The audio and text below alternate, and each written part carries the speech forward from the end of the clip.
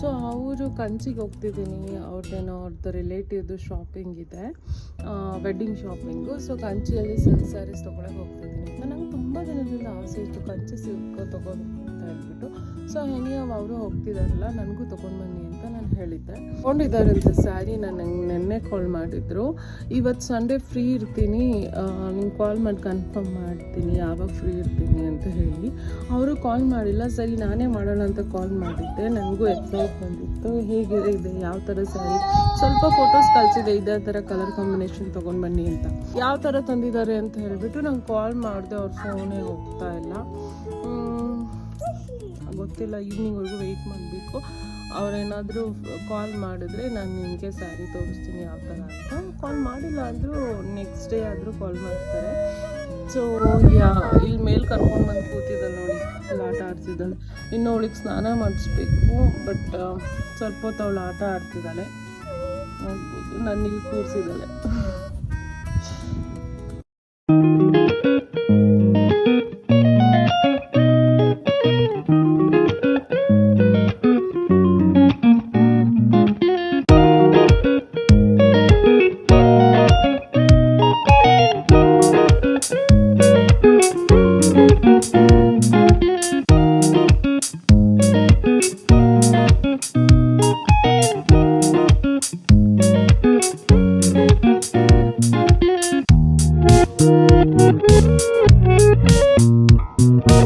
ನಾನು ಆಟ ಆಡೋವರೆಗೂ ನೋಡ್ಕೊತ ಕೂತಿದ್ದೆ. ಆಮೇಲೆ ಅವ್ರಿಗೆ ಸಾಕಾಯಿತು ಅನಿಸುತ್ತೆ.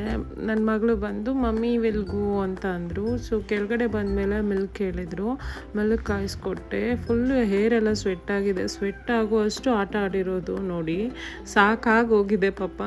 ಅವರು ಈ ಟೈಮಲ್ಲಿ ಆಟ ಆಡೋ ಏಜಲ್ಲಿ ಆಟ ಆಡಬೇಕು, ಅದಕ್ಕೆ ನಾನು ಯಾವುದಕ್ಕೂ ರೆಸ್ಟ್ರಿಕ್ಷನ್ ಮಾಡಲ್ಲ.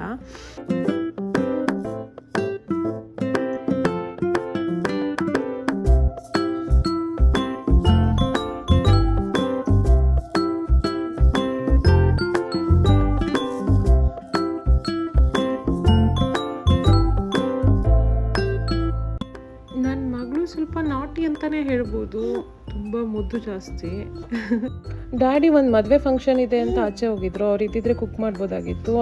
3 o'clock ಆಗಿರೋದ್ರಿಂದ ಹಶುವಾಗಿತ್ತು ಅಂತ ಹೊರಗಡೆಯಿಂದ ತರಿಸ್ದೆ. ಫುಡ್ ಈಸ್ ಓಕೆ ನೋಡಿ, ಊಟ ಮಾಡೋ ಅಷ್ಟರಲ್ಲಿ ಮಲಗಿಬಿಟ್ಟಿದ್ದಾರೆ. ಅದೇ ಮುಂಚೆನೇ ಮಲಗಿದ್ರೆ ನಾವು ಮನೆಯಲ್ಲೇ ಮಾಡ್ಕೋಬೋದಾಗಿತ್ತಾ. ಹೇಗೋ ನನ್ನ ಮಗಳು ಮಲಗಿದ್ದಾಳೆ ಅಂತ ಸ್ವಲ್ಪ ಹೊತ್ತು ವೆಬ್ ಸೀರೀಸ್ ನೋಡಿದ್ವಿ, ಅಷ್ಟರಲ್ಲೇ ಇದ್ದರು. ಈಗ ಅವ್ರನ್ನ ವಾಕ್ ಕರ್ಕೊಂಡು ಹೋಗ್ಬೇಕು. ಅವಳು ಸೈಕ್ಲಿಂಗ್ ಮಾಡಬೇಕು, ನಾವು ವಾಕ್ ಹೋಗಬೇಕು. ಇಲ್ಲ ಅಂದರೆ ಅವಳ ಡೇ ಕಂಪ್ಲೀಟ್ ಆಗೋದೇ ಇಲ್ಲ.